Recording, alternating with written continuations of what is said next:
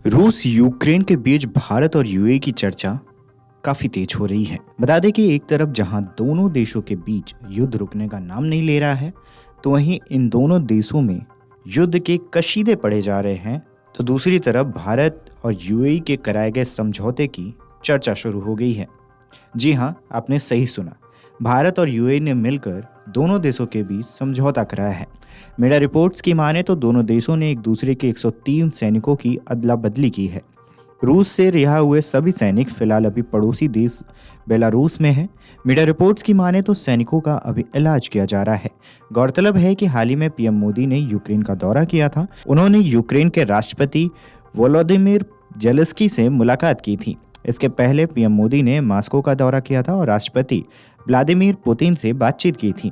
हाल ही में भारत के एनएसए अजय डोभाल ने भी रूस के राष्ट्रपति व्लादिमीर पुतिन के सामने बातचीत की थी। पुतिन पहले ही कह चुके हैं कि वे जंग को खत्म करने की समझौता बातचीत में भारत की बात मानने को तैयार हैं। यूक्रेन के राष्ट्रपति जेलेंस्की ने भी भारत से अपने असर का इस्तेमाल करके रूस को जंग खत्म करने के लिए मनाने को कहा था। आपको बता दें कि रूस और यूक्रेन के बीच वार थमने का नाम नहीं ले रहा है। इसी बीच यूएई दोनों देशों के बीच लगातार मध्यस्थता की कोशिश कर रहा है, जिसमें भारत भी अहम भूमिका में सामने आया है। खैर, जिसका एक सफल परिणाम भी नजर आया है। शनिवार को रूस ने जानकारी दी है कि यूएई और भारत के कराए गए समझौते के चलते यूक्रेन और रूस ने 103 युद्धबंदियों को एक्सचेंज किया है और एक दूसरे के बंदी बनाए गए नागरिकों को रिहा किया है। रूसी रक्षा मंत्रालय के अनुसार शनिवार को एक्सचेंज में कहा गया है कि रूसी सैनिकों को उस समय यूक्रेन ने पकड़ा था जिस समय वो देश में घुसपैठ कर रहे थे। यह घुसपैठ 6 अगस्त को शुरू हुई थी। हालांकि बंदियों के एक्सचेंज को लेकर यूक्रेन ने कोई पुष्टि अभी नहीं की है। मीडिया रिपोर्ट्स की माने तो रूस के रक्षा मंत्रालय ने कहा है मध्यस्थता के चलते 103 रूसी सैनिकों को रिहा किया गया है।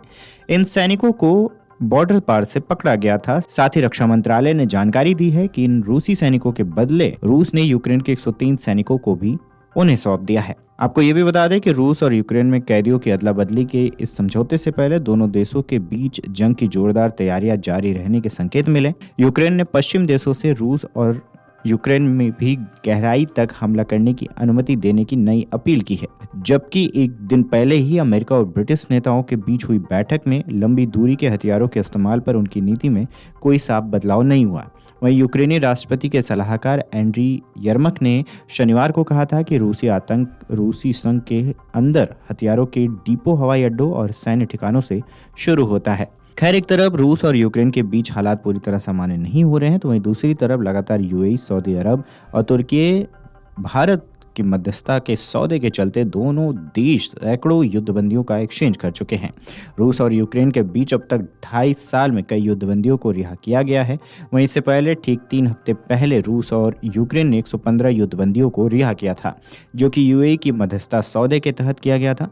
यह घोषणा रूस और यूक्रेन द्वारा संयुक्त अरब अमीरात की मध्यस्थता के एक विनिमय समझौते में 115 युद्धबंदियों की अदला बदली के ठीक 3 सप्ताह बाद आई है। वीडियो डेस्क अमरउजाला.com। अगर आप ये वीडियो YouTube पर देख रहे हैं तो हमारे चैनल को सब्सक्राइब करें और बेल आइकन को दबाना ना भूलें। अगर आप Facebook पर ये वीडियो देख रहे हैं तो हमारे पेज को लाइक करें।